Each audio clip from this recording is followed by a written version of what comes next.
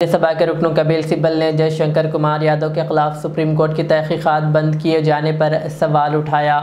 कपिल सिब्बल ने कहा कि 13 दिसंबर 2024 को 55 अरकान पार्लियामेंट के दस्तखत के साथ मौक़िफ़ चेयरमैन राज्यसभा को दी गई थी, लेकिन 6 माह गुजरने के बावजूद भी कोई कार्रवाई नहीं हुई। कपिल सिब्बल ने इल्ज़ाम लगाया कि हुकूमत शायद जयशंकर यादव का दिफा कर रही है।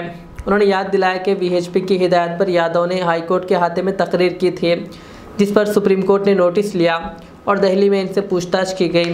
इसके बावजूद चेयरमैन ने चीफ जस्टिस को कार्रवाई न करने का खत भेजा, जो आईनी तौर पर सवालिया निशान है। दिसंबर 13, 2024 में हमने एक इम्पीचमेंट मोशन दायर किया चेयरमैन राज्यसभा।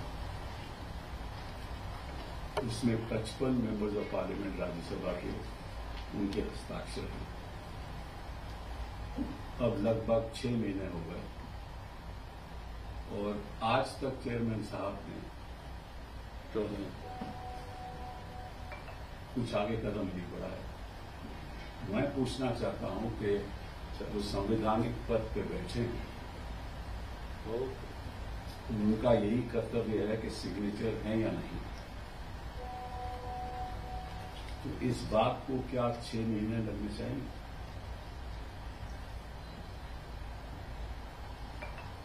और एक और सवाल भी उठता है, क्या ये सरकार शेखर यादव की बचाई में लगी हुई है?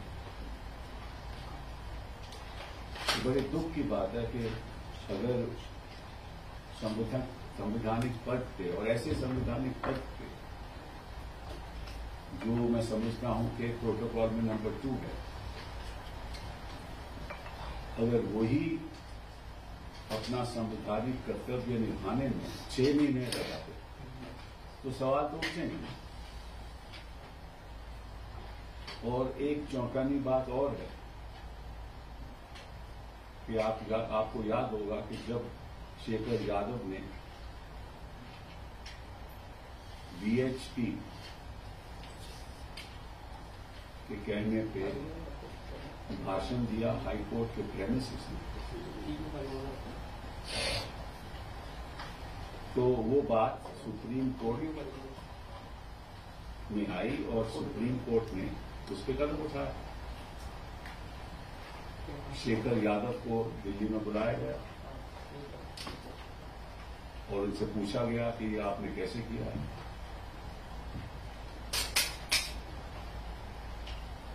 और उसके बाद चीफ जस्टिस इलाहाबाद से रिपोर्ट भी मंगवाई गई और चीफ जस्टिस इलाहाबाद ने सुना है कि रिपोर्ट नेगेटिव थी। और इस बीच चेयरमैन साहब ने 13 फरवरी 2025 को एक बयान दिया, जिसमें उन्होंने कहा कि ये बात संवैधानिक तरीके से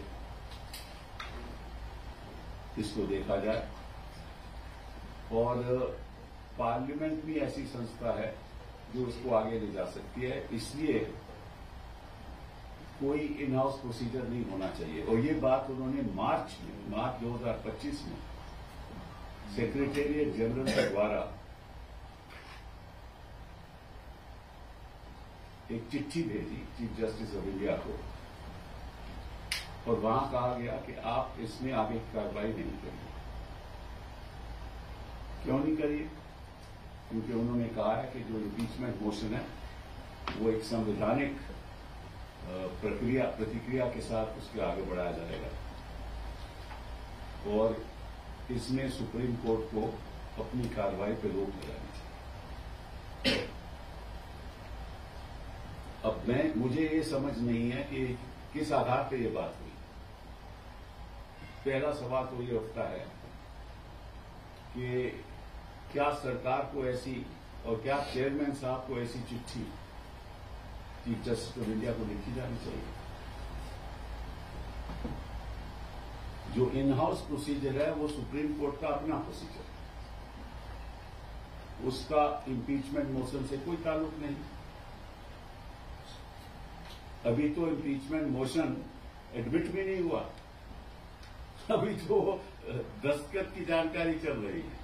6 महीने हो गए। तो जब इम्पीचमेंट मोशन एडमिट ही नहीं हुआ तो उसका क्या ताल्लुक है इन हाउस प्रोसीजर के साथ? और